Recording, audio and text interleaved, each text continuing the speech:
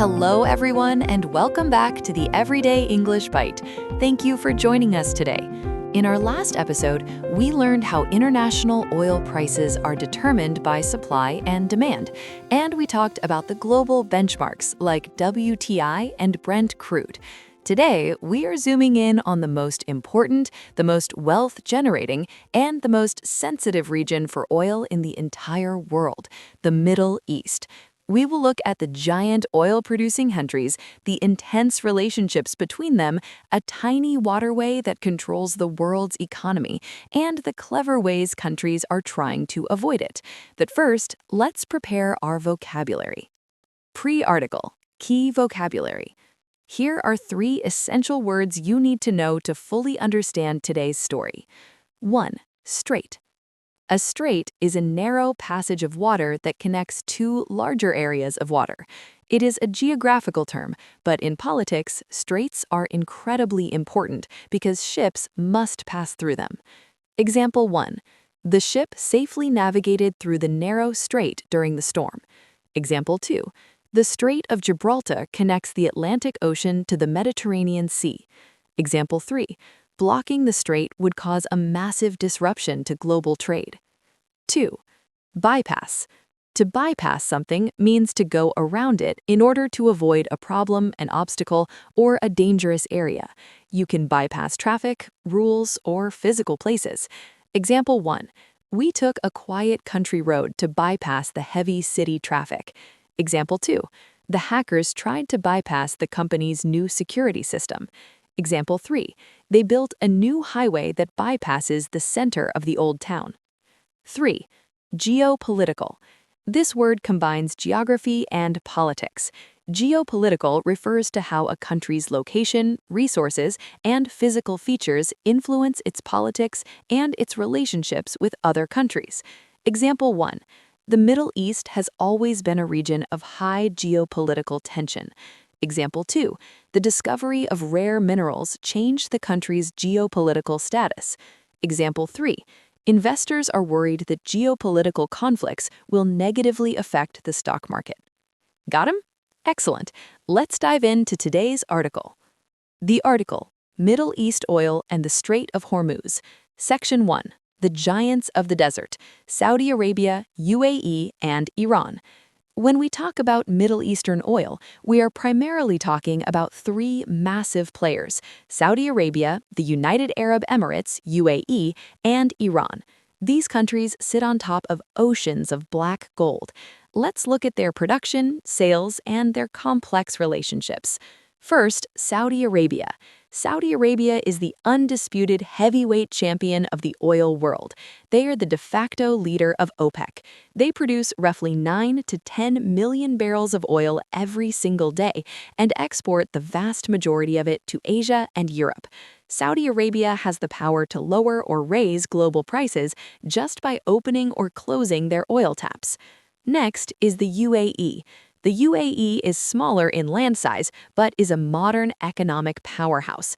They produce around 3 to 4 million barrels a day. The UAE is very strategic. They are not just selling raw crude oil, but they are also investing heavily in technology, tourism, and renewable energy to prepare for a future without oil. The UAE and Saudi Arabia are generally close allies, but they also fiercely compete for foreign investment and regional economic dominance. Finally, we have Iran. Iran has some of the largest oil reserves on the planet. Historically, they were a massive producer. However, their actual sales are currently much lower than their potential because of strict international sanctions placed on them by the United States and other Western countries. Because of these sanctions, Iran often has to sell its oil secretly, mostly to countries like China, at discounted prices. The relationship between these 3 dictates the mood of the Middle East. Saudi Arabia and Iran are historical rivals. They have different religious majorities and compete for geopolitical influence across the entire region, often supporting opposing sides in various conflicts. Section 2. The world's choke point, the Strait of Hormuz. Now, producing the oil is only half the battle. You have to get it to the buyers.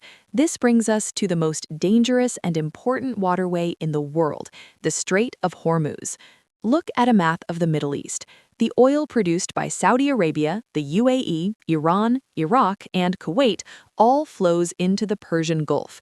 To get out of the Persian Gulf and into the open ocean to sail to Asia, Europe, or America, every single oil tanker must pass through the Strait of Hormuz. It is incredibly narrow. At its narrowest point, the shipping lanes are only 2 miles wide. Yet, about 20% of all the oil consumed in the entire world passes through this tiny gap every day. It is the ultimate global choke point. Here is the geopolitical problem. The Strait of Hormuz is bordered by Oman on one side and Iran on the other. Because Iran is under heavy sanctions and has a hostile relationship with the US and Saudi Arabia, Iran frequently uses the Strait of Hormuz as a weapon. They have repeatedly threatened to close the Strait of Hormuz if they are attacked or pushed too far. If that strait is blocked, even for a few days, global oil prices would explode and the world economy would freeze. Section 3. The pipeline solution, finding a way around. Saudi Arabia and the UAE realized that relying 100% on the Strait of Hormuz was extremely dangerous. It was like putting all their eggs in one very fragile basket. What if Iran actually closed it? They wouldn't be able to sell their oil and their economies would crash. So they needed to bypass the strait. How do you move millions of barrels of oil across land to avoid a waterway? You build massive pipelines. Saudi Arabia built the East-West Pipeline. This incredible piece of engineering stretches over 1,000 kilometers across the harsh desert, carrying oil from the Persian Gulf side all the way to the Red Sea. From the Red Sea, ships can easily sail to Europe or Asia without ever going near Iran or the Strait of Hormuz. The UAE did something similar. They built the Habshan-Fujairah pipeline. It carries oil from their inland deserts directly to the Gulf of Oman, completely bypassing the Strait of Hormuz. These pipelines are basically gigantic multi-billion-dollar insurance policies.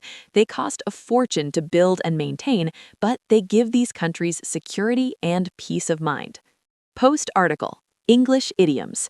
That concludes our deep dive into Middle Eastern oil. Before we wrap up, let's look at 3 highly useful English idioms from today's topic. As promised, I will explain what they mean and the context of how we use them, along with some practical examples. 1. A bottleneck. Literally, this is the narrow neck of a glass bottle where the liquid slows down as you pour it. In conversation, we use a bottleneck to describe a narrow physical place or any situation, process, or department that causes delays and slows everything else down. The Strait of Hormuz is the perfect physical bottleneck for global oil, but you can also have a bottleneck in an office. Example 1. The bridge construction created a huge traffic bottleneck on the highway this morning. Example 2. We need to hire more staff because the legal department has become a bottleneck for our new projects. Example 3. Relying on only one supplier for our parts is a dangerous bottleneck for our manufacturing. 2. Walk on eggshells. Imagine literally walking on delicate eggshells. You have to step very, very carefully so you don't break them. We use this idiom when someone has to be extremely careful about what they say or do so they don't upset someone, cause anger, or trigger a bad reaction. In the Middle East, global diplomats and oil traders are constantly walking on eggshells because the political situation is so fragile. Example 1. My boss is in a terrible mood today, so everyone in the office is walking on eggshells around him. Example 2. When discussing politics with my family during the holidays, I feel like I'm walking on eggshells. Example 3. Because of the fragile peace treaty, the bordering countries are walking on eggshells to avoid another war. 3.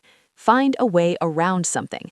This means to discover an alternative method or a different route to avoid a problem, a rule, or an obstacle. When Saudi Arabia and the UAE realized the Strait of Hormuz was too risky, they built pipelines to find a way around the danger. It's about being creative to solve a blocked path. Example 1. The main road was completely flooded, so we had to use our GPS to find a way around it. Example 2. The new software has a strict limit on file size, but our IT team found a way around the problem. Example 3, if we don't have the budget for a big marketing campaign, we need to find a way around it by using social media. And that is our extended bite for today. You now have a deep understanding of Middle Eastern oil, the geopolitical tensions of the Strait of Hormuz, and why pipelines are so critical. Make sure to practice our new vocabulary and those 3 fantastic idioms.